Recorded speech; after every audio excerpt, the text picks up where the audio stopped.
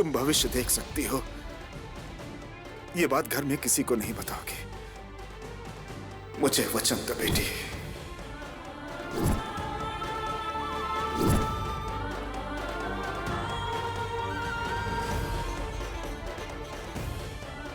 नहीं बताऊंगी साहब जी, नहीं बताऊंगी। वैसे विशाल बाबू को नुकसान पहुंचाने वाले कौन है साहब जी?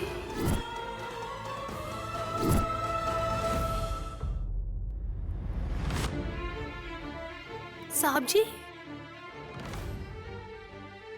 तिलोत्तमा का नाम लूंगा तो नैनी जाकर तिलोत्तमा से झगड़ा करके खुद की जान खतरे में डाल देगी। बताइए ना साहब जी।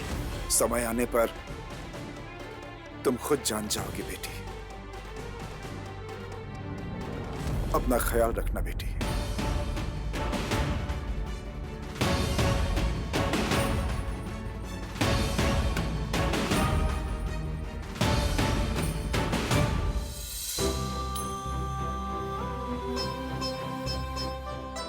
श्यामला, बहू श्यामला, श्यामला, श्यामला, श्यामला, बहू श्यामला।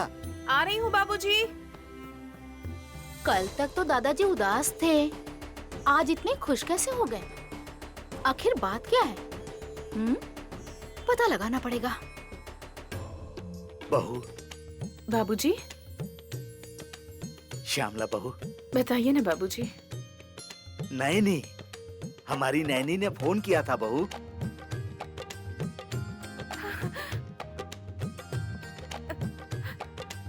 हाँ।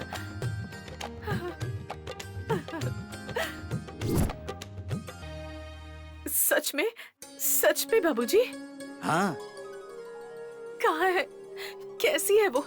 उसका सफर तो अच्छा रहा ना? वहाँ कोई परेशानी तो नहीं है ना उसे? वो लोग करोड़पति हैं बहू। नैनी की देवी माँ की तरह इज्जत करेंगे वो। हमारे पास तो फोन नहीं है दादाजी। उसने किसको फोन किया? सरपंच जी को फोन करके उसने अपना हाल चाल बताया। हम सबको चिंता करने की जरूरत नहीं है कहा। हाँ? सरपंच जी तो गांव में नहीं है। सरपंच जी के घर पर फोन आया था बेटी। उनकी पत्नी महालक्ष्मी है ना, उनके साथ बात की है उसने।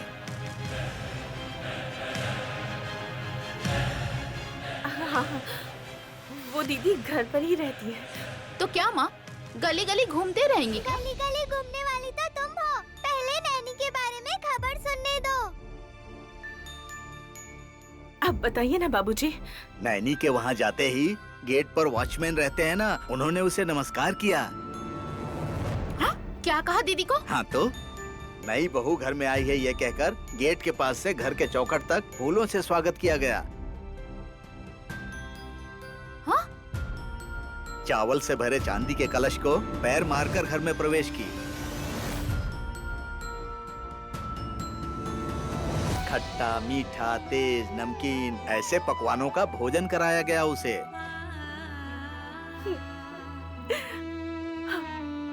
हाँ।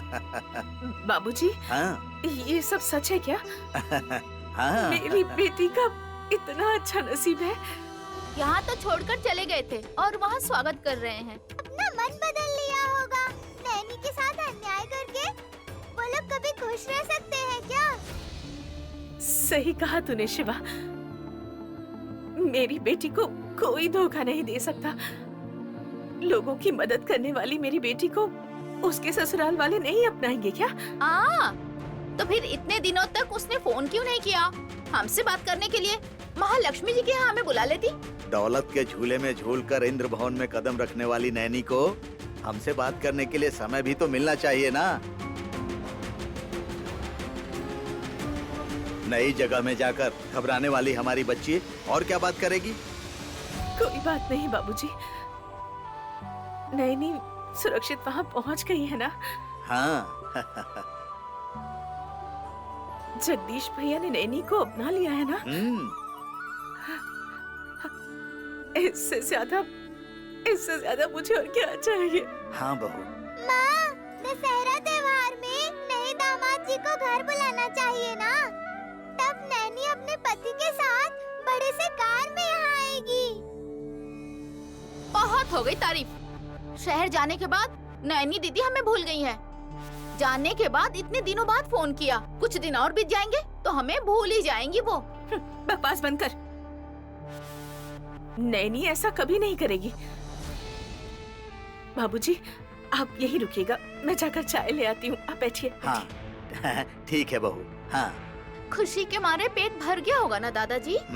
हाँ बेटी।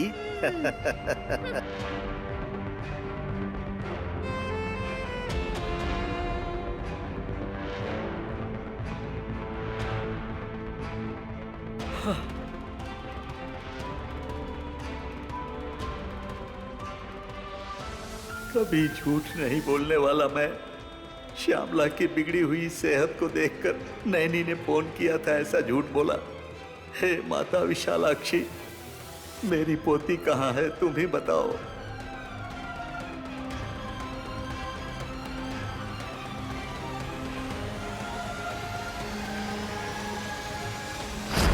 तुम यहां से चली जाओ नैनी। अगर तुम यहां रहोगी तो तुम्हारी जान भी जा सकती है, तुम जानती हो नैनी।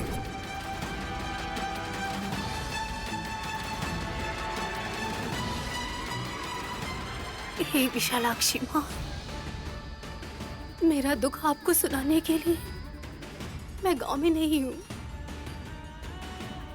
गोद में सर रखने के लिए, मेरे आंसू पोंछने के लिए मेरी माँ भी नहीं है। इन चार दीवारों के बीच अकेली रह पाऊंगी क्या? मेरे दर्द को सुनने के लिए मेरी आंखों के सामने आप रहेंगी ना माँ?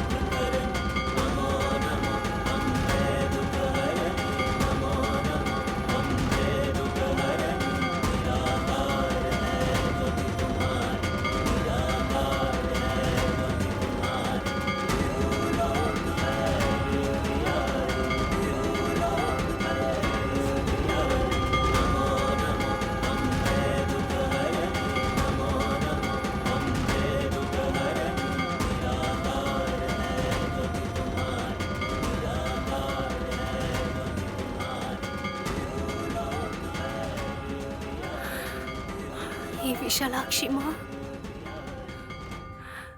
आप मेरे साथ हमेशा रहेंगे, इसी हिम्मत से मैं इस शहर में आई हूँ। मैं अपने पति के लिए हाथ पैर जोड़कर उनकी आंखों के सामने रहकर उनको हर मुसीबत से बचाना चाहती हूँ, लेकिन मुझे उस घर में ही रहने नहीं दिया गया। मैं साहब जी की पत्नी हूँ ना माँ। मैंने अग्नि को साक्षी मानकर शादी की है। उन्हें पाने के लिए उनकी सेवा करने आई हूँ।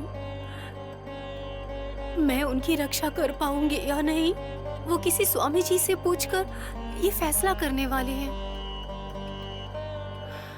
ये शादी आपके आशीर्वाद से हुई है, तो मेरा उन पर अधिकार क्यों नहीं है माँ?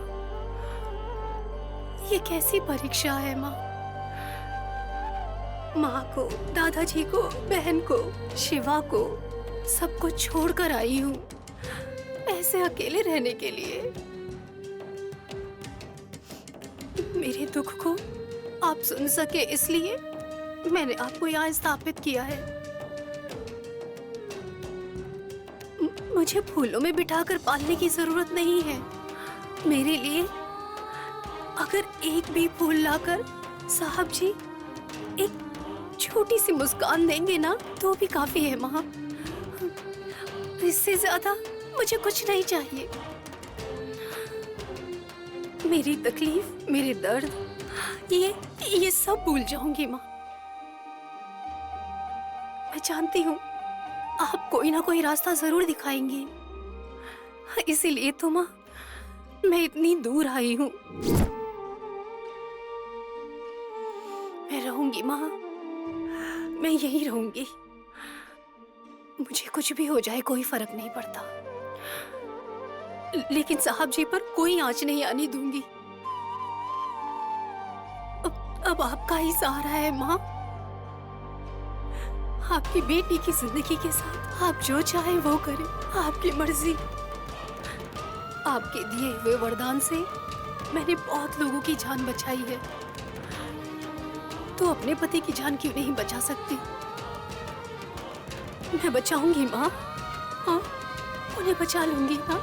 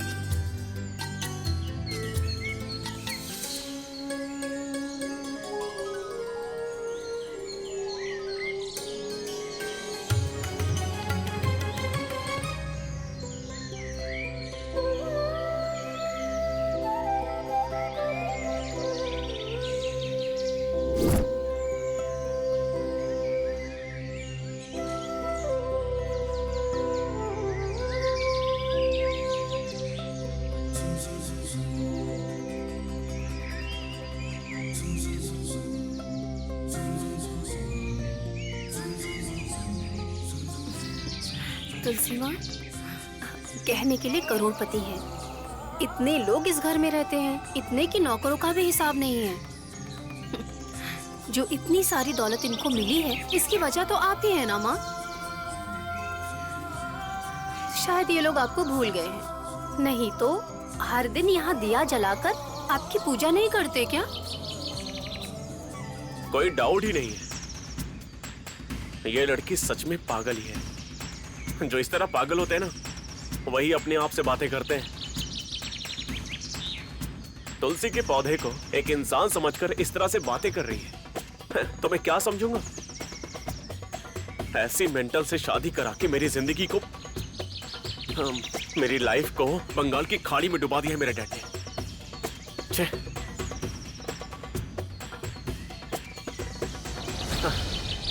लेकिन मैं भी क्यों उस पागल की तरह अपने आप से बातें करने लगा हूं? अगर ऐसे लोगों के साथ रहूंगा तो मैं भी पागल ही हो जाऊंगा। भगा दूंगा, यहां रहने ही नहीं दूंगा।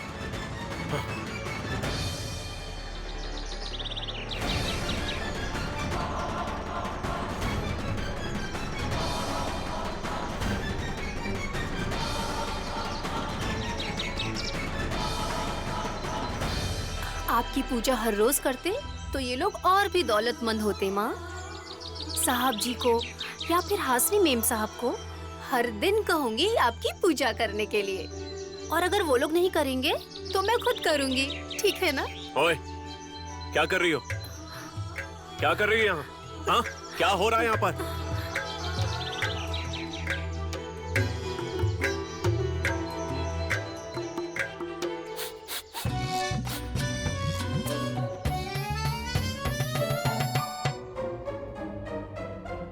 छी, व्हाट इज दिस? इतनी गंदी स्मेल आ रही है। मतलब वो क्या होता है साहब जी? बदबू आ रही है, गोबर की बदबू।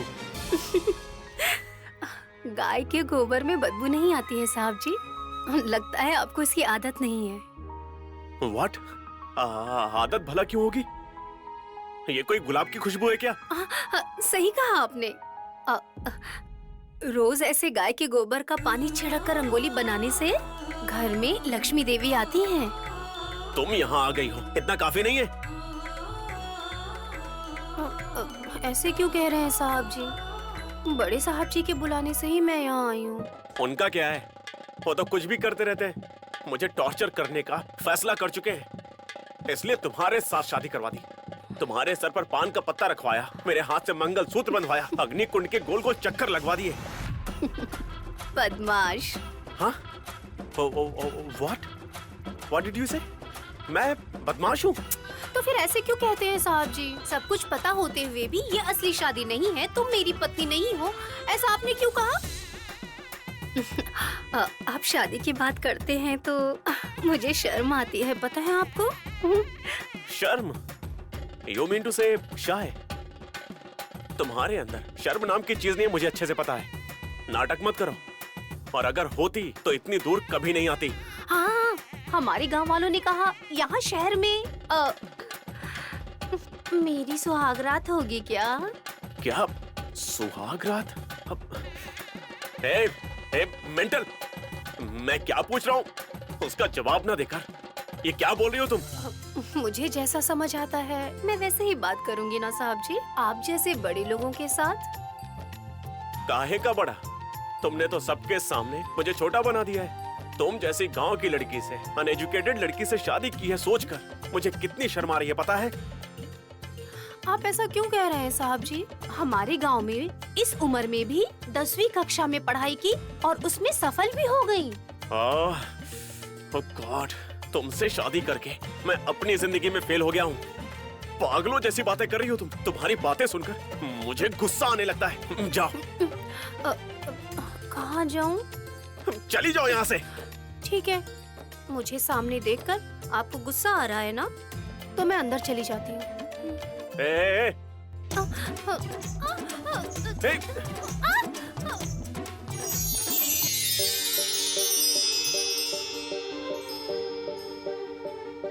मरहमी सा चांद है तू, दिल जला सा मैं अंधेरा, एक दूजे के लिए है नींद मेरी, ख्वाब तेरा। तू घटा है फुहार की, मैं घड़ी इंतजार की, अपना मिलना लिखा इसी बरस है ना, जो मेरी मंजिलों को जाती है, तेरे नाम की कोई सड़क है ना, जो मेरे दिल को दिल बनाती है, तेरे नाम की कोई धड़क है ना। देखा साहब जी, आप मुझे छोड़ नहीं सकते। अब तो समझ आ गया ना?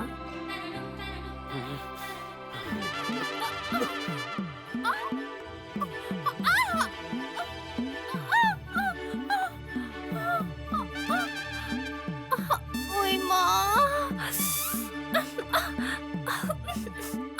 आपने मुझे छोड़ क्यों दिया? देखा ना, मैं तुम्हें छोड़ दूंगा, ये बात तुम्हारी समझ में आ जानी चाहिए।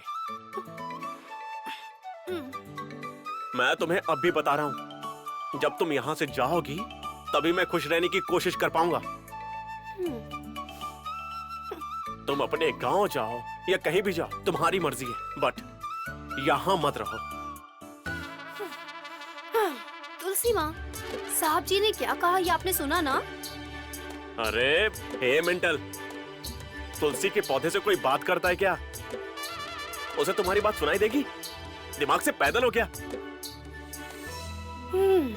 भगवान जी कहीं और नहीं बल्कि आपके मन के अंदर रहते हैं, पता है ना आपको? क्योंकि मन भगवान की ही तरह होता है। हमें खुशी हो या दुख हो, पहले हम अपने मन को ही बताते हैं ना। अब एक भी शब्द मत बोलना, चली जाओ यहाँ से, जाओ। जरा रुकिए साहब जी, अगर आप मुझे यहाँ लेकर आते तो मैं आपके कहने से यहाँ से चली जाती, लेकिन मैं यहाँ खुद आई हूँ तो आपके कहने से नहीं जाऊंगी। तो फिर किसके कहने पर जाओगी? गायत्री माँ के कहने पर, यानी जिन्हें मैं देवी माँ जी कहती हूँ, वो आपकी सगी माँ है ना साहब जी? अगर वो कहेंगी नहीं नहीं बेटी तुम अब यहाँ मत रहो, यहाँ से चली जाओ, तो मैं चली जाऊंगी। तुम मुझे सच में पागल ही कर दोगी। मरी हुई मेरी माँ तुम्हें कैसे दिख सकती है? उन्होंने मेरी आरती उतारी साहब जी। तुम जैसी पागल से बात कर रहा हूँ ना, मैं भी पागल ही हूँ। रहो, कब तक रहती हो मैं भी देखता हूँ। तुझे तो मैं छे।